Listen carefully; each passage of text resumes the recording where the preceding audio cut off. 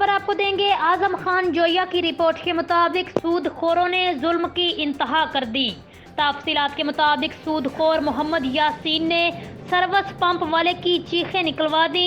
मोहम्मद सदीक पौली ने मीडिया को बयान देते हुए बताया, 60,000 के 1 लाख रुपए वसूल करने के बाद भी अमानत तौर पर रखे गए गाड़ी के कागजात और जेवरात, बैंक चेक वापस ना दिए।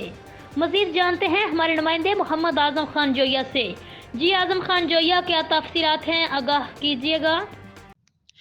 जी, सूदखोरों ने जुल्म की इंतहा कर दी। तफसीलात के मुताबिक सूदखोर मोहम्मद यासीन ने सर्विस पंप वाले की चीखें निकलवा दी। मोहम्मद सदीक पावली ने मीडिया को बयान देते हुए बताया कि 60,000 के 1 लाख रुपए वसूल करने के बाद भी अमानत तौर पर रखे गए गाड़ी के कागजात और जेवरात, बैंक चेक वापस न दिए और 20,000 रुपए की डिमांड कर दी।